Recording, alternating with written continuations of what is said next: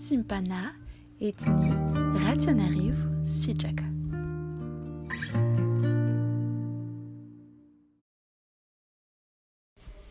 Prions.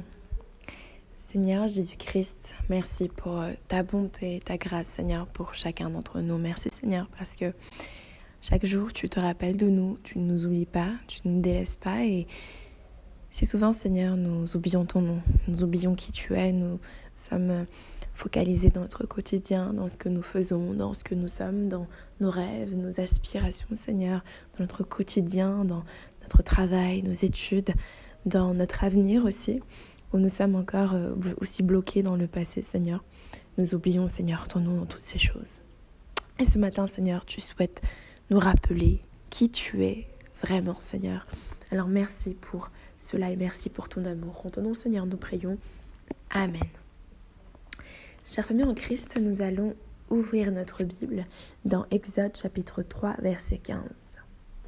Exode chapitre 3, verset 15. Il est écrit au nom de Jésus. Puis tu leur diras, l'Éternel, le Dieu de vos ancêtres, le Dieu d'Abraham, d'Isaac et de Jacob, m'a envoyé vers vous. C'est là mon nom pour l'éternité. C'est sous ce nom que l'on se souviendra de moi pour tous les temps. Amen. L'Éternel. Et dans la version hébreu, on nous dit Yahweh. Yahweh ou Yahweh, que nous connaissons et disons si souvent, Y-H-W-H. Le Seigneur dit que c'est son nom pour toujours. Et parce qu'il s'appelle ainsi, alors son nom doit être rappelé pour toujours, pour toutes les générations. Pour toutes les générations. Le problème, chère famille en Christ, c'est que nous oublions si souvent le nom de Dieu que dans notre propre vie, au quotidien, qu'il deviendra difficile alors de nous rappeler du nom de Dieu aux générations suivantes. Combien de parents ne parlent pas de Jésus-Christ à leurs enfants? Combien ont du mal à leur dire ce qui est juste et ce qui ne l'est pas? Combien ont du mal à les guider dans le droit chemin? Et inversement, combien d'enfants, assez adultes ou assez grands, assez matures, pour pouvoir donner leurs propres idées, leurs propres avis à leurs parents, n'osent pas les remettre dans le droit chemin quand il le faut? Combien de membres de famille ont peur de la réaction des autres membres si ils étaient amenés à dire la vérité sur telle ou telle chose qu'ils accomplissent ou qu'ils devraient accomplir? Alors, c'est notre propre vie tous les jours. Nous avons déjà du mal à invoquer, à rappeler le nom de Dieu. Comment est-ce que les générations suivantes pourraient connaître le nom de Dieu? Nous sommes d'accord, et même les gens de ce monde constatent que le monde est à la dérive, que ce soit dans le monde de l'environnement, physiquement, nous voyons la terre se dégrader, l'activité humaine manger, grignoter, détruire le monde que Dieu a construit. Et puis de l'autre, nous avons aussi la dégradation morale, spirituelle. Le mal a pris tant de place que c'est devenu quelque chose de banal, d'accepter. La plupart des gens sont beaucoup trop accrochés à leur propre vie et à leur propre vision, à leur propre petit confort pour voir ce qui ne va pas. Combien de personnes n'ont jamais osé sonner chez le voisin quand celui-ci se mettait à hurler sur sa famille, ou quand on savait que dans tout l'immeuble, un homme ou une femme se faisait battre, mais que c'est devenu un problème de chez eux. Ça ne nous intéresse pas. Ce n'est pas notre problème.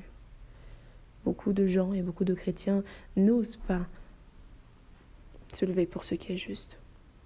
Et en cela, ils oublient qu'il y a un Dieu à qui ils doivent rendre des comptes. Dès aujourd'hui, mais aussi au moment de leur jugement. Toutes ces choses montrent et manifestent, chère famille en Christ, que nous avons oublié le nom de Dieu. Le nom de Dieu est délaissé, mis de côté, et beaucoup de chrétiens même n'osent pas dire « Oh, c'est par la grâce de Dieu », parce qu'on a peur de heurter les autres quand nous parlons de Dieu, en particulier quand nous parlons de Jésus. Jésus qui, surtout en France, pose problème. et finalement contre qui il y a encore une forme de persécution, parce que l'Église est encore persécutée à cause de son nom. Beaucoup se taisent et ne disent point ce qui est juste, parce qu'ils ont peur de la réaction des autres. Ils ne disent pas que c'est par la grâce de Dieu qu'ils ont reçu telle ou telle chose, qu'ils ont pu avoir une promotion, qu'ils ont pu avoir ce travail, ce diplôme, qu'ils ont pu réussir dans leurs études. Non, ça reste quelque chose de secret. Beaucoup disent même que la foi est quelque chose de personnel. Et cette pensée-là, cette philosophie mondaine est entrée dans le cœur de tant de chrétiens qu'ils n'osent plus se lever pour ce qui est juste et manifester qui ils sont. C'est-à-dire enfants de Dieu et qui portent le nom de l'Éternel Dieu comme étendard, comme identité première. Avant d'être telle ou telle personne, nous sommes avant tout enfants de Dieu et serviteurs de Jésus-Christ. Mais le souci, c'est que ça a été mis de côté, ça a été oublié, délaissé. Ainsi, nous avons une responsabilité, chers chrétiens, sur comment est-ce que le monde est aujourd'hui. Beaucoup de chrétiens, et j'en faisais partie, regardaient le monde à la dérive en se disant « Oh, ces gens du monde ne comprennent rien, ils ne connaissent pas Dieu. » J'en ris parce que c'est complètement ironique. Combien de chrétiens se lèvent le matin en ayant cette force-là de vouloir changer le monde par la grâce de Dieu? Combien de chrétiens oseront citer le nom de Dieu, le nom de Yahweh, le nom de Jésus-Christ, à leurs collègues, à leur famille, à leurs voisins, et leur dire qu'il y a un Dieu et qu'ils sont en train d'aller en enfer? Combien oseront faire ce qui est juste pour que ceux qui marchent selon l'injustice puissent trouver le chemin, au lieu de simplement se dire « Oh, les gens de ce monde ne connaissent pas Dieu ». N'est-ce pas égoïste et hypocrite? N'est-ce pas quelque chose de contradictoire? Parce que de toute façon, comment est-ce qu'ils pourraient changer de leur propre force s'ils n'ont pas Dieu? Comment est-ce qu'ils peuvent faire ce qui est juste s'ils n'ont pas d'exemple? Comment est-ce qu'ils peuvent être sauvés si l'évangile du salut ne leur est pas partagé?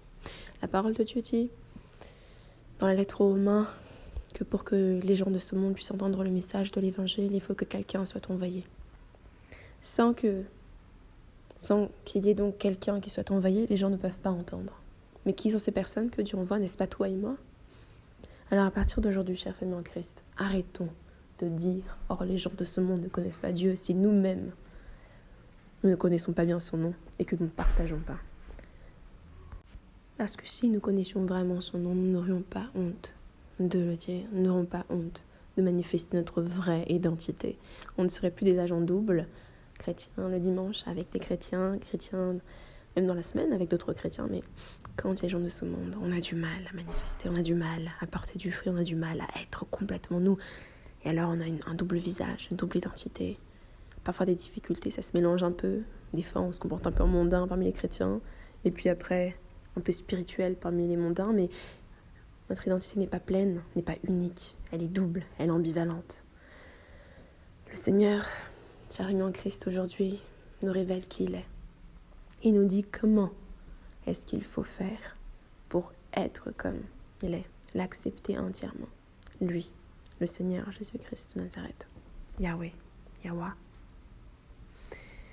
L'Éternel Dieu, dont on doit se rappeler à chaque instant de notre journée, l'Éternel Dieu qu'on a à partager à notre famille, à nos amis, à nos proches. Parce que la question qui se pose aujourd'hui, c'est que si le nom de Dieu est oublié, où ira notre âme et où ira l'âme de toutes ces personnes? Oh, que ta fidélité est grande, Seigneur. Merci pour ton message de ce matin qui finalement claque à nos oreilles et nous donne une bonne gifle de réveil, une bonne claque de réveil spirituel dans notre cœur, Seigneur, d'être des chrétiens qui ne soient plus des chrétiens tièdes, des chrétiens entre deux chaises, des chrétiens un peu ambivalents, des chrétiens qui oublient ton nom, des chrétiens qui font les choses comme s'il n'y avait pas de Dieu, des chrétiens qui ne parlent pas de toi comme si tu n'existais pas. Seigneur Jésus-Christ, quelle honte et quelle honte en fait nous avons ce matin parce que nous agissons vraiment et nous faisons vraiment cela comme les gens qui ne connaissent pas Dieu. Nous oublions de te parler, nous sommes affairés, occupés à autre chose, en pensant que Il y a des choses plus importantes que notre propre salut et le salut des personnes qui nous entourent. Cette vie, Seigneur, est si éphémère et nous sommes si focalisés sur quelque chose de volatile que ça en devient presque pathétique. Je te prie, Seigneur, d'accueillir notre repentance, Seigneur. Nous repentons, Seigneur, de tout cela, de toutes ces choses qui ont été citées ce matin, toutes ces choses qui ont été partagées par ton Esprit Saint, Seigneur. Je te prie, Seigneur, de nous toucher, de nous changer, Seigneur. Façonne, viens détruire ce qui n'a pas été semé par toi, viens arracher, viens jeter, Seigneur, ce qui n'a pas de toi, Seigneur, et viens rebâtir, Seigneur.